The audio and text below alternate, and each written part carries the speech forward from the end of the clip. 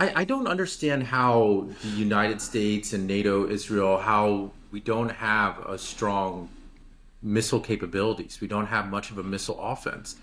Like, I mean, surely we have the technology to build these ballistic missiles. Is the problem that we just can't churn them out quickly enough? I mean, we watch, we've seen the footage of Iran's missiles coming to Israel. Why can't Israel do the same thing? They just don't have the technological capability, or they don't have the industrial capability. They just didn't invest in it. Did they just put all their eggs into the Air Force and just forgot Yeah, about everything right. else? I mean, what happened? Yeah, I think there's no question they have the technology. I mean, that Israel and the U.S. could make these missiles, and they do, but in limited quantities, if they decided to do so. The thing is, both Israel and the U.S. have really been focusing on and have been gearing all their military procurements and training, everything, every aspect of their military towards fighting technologically inferior opponents for bombing third world countries. And they're That's just really good at pathetic. that. That's Yeah, and just that's what. So now they're just caught with their pants down because now they're dealing with a pure adversary, and say, oh, we can't, because again, you just saw the contrast. They fly over Gaza, they fly over Lebanon, and they drop their 2,000-pound bombs, and they level entire neighborhoods. We know what they do, and there's never is a plane shot down because those poor countries just don't have the air defense.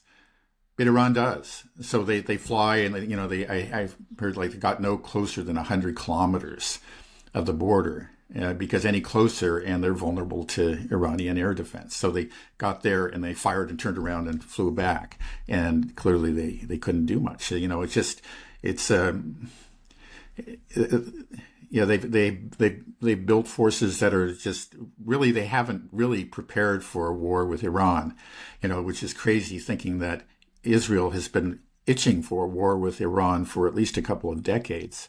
But they right. always assumed that Right. the U.S., the U.S. is the U.S. They didn't even have to think about it. The U.S. is this, has limitless resources and abilities, and so we don't have to worry about it. We can't do it, but the U.S. will come to our aid, and of course the U.S. is the U.S. They can do what they want. But now we're finding that the U.S. Its own capabilities are limited, very Right. limited. Yeah, it just doesn't make sense. Like you said, Netanyahu, it's been his dream to take down Iran for as long as you can remember. He said he's been talking about this for over 30 years, right? That this was his Yeah, dream. And something it's like like that. Yeah, you're training for a fight, right, Danny? And you want to take the belt and you got to take down Muhammad Ali, the big guy. But for some reason, you decide to train like you're fighting a 10-year-old in a wheelchair. Like that's what it basically it is. Well, it doesn't make sense. How does the military, if that's your goal, if that was your desire, why would you not prepare for this fight? It seemed like they well, didn't again, prepare. it was like if the U.S. is supposed to, play the decisive role. But it doesn't seem like the U.S. is prepared for this fight Yeah, either, because right, that's what we're right. seeing in Ukraine. That we don't have the missile capabilities or the air defense capabilities, and that's what modern war is about. Or just it becomes like we've talked about before. We have these. It's becoming wars of attrition. It's at the end of the day who can crank out the most missiles, most interceptors, the most drones. Those I think are the three really big ones now. And it seems like the U.S. can't really do any of that. And artillery shells. And Let's not artillery forget. shells, which also Right. the U.S. can't Right. crank out. And so when we look back on World War II and how the Allies won, it was because the United States was China essentially back in the day. We were just Right. cranking out tanks and ships like nobody's ever seen before, and Right. we were able to just keep it pumping. But clearly, that's not what we have now. So deterrence is not established, but clearly, Israel is in a pickle. I think they have no choice but to plow forward.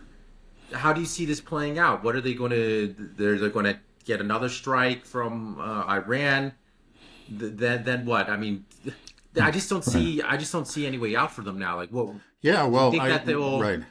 I didn't really see any way out for them before. I guess this is pretty much what we were expecting. Maybe it was just, I think just the Israeli performance was even more pathetic than we thought it would be. After all the big talk, you thought that there would be at least something impressive about this strike, and maybe there is. But I don't think so. We certainly haven't seen it. Right. If it's a deterrence war, though, and they clearly lost the deterrence, they are no Right. longer, then the rational thing for them to do is to just admit defeat, end their operations in Gaza and Lebanon, and begin moving towards a two-state solution. That's what everybody in the world wants, and that's really the only way out I see for Israel. Is if they accept it and then they move back. I mean, there's still the reputation that we talked about is ruined. The two-state solution is just not possible. It's not possible within Israel for the reasons we've stated. There are just too many crazies in Israel, in the West Bank. But yeah, they had a way out. Again, when Sinwar was killed, they had a way out. And I think actually, again, the Americans were urging them, hey, take this. And they could have declared victory and gone home right there.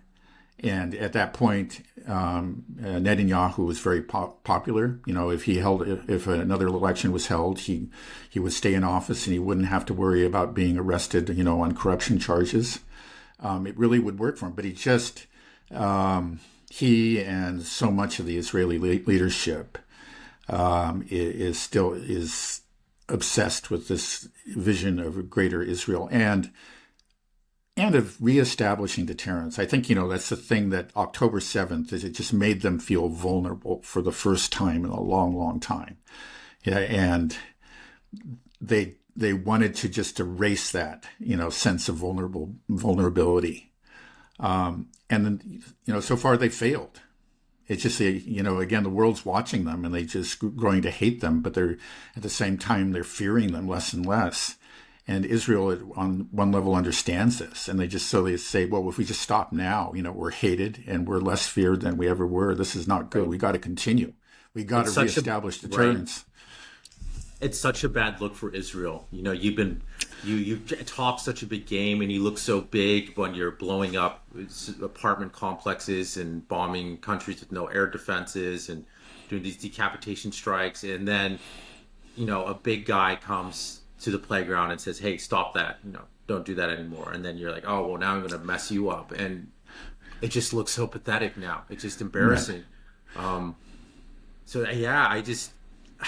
I just don't know. I mean, Israel's done for now, right? I mean, there's no, how can they get out of this? I don't see a way out. Again, when you look in the future, I just see chaos and destruction in the future in the Middle East. It's just, all I can say is that sometimes the history is full of surprises, things that, we couldn't imagine might happen. And something might, let's say some sort of event a completely unexpected event may occur in Israel's favor. And where there's history, there might be some miracle, but, I just don't see it. That's obviously, it looks very bad for Israel.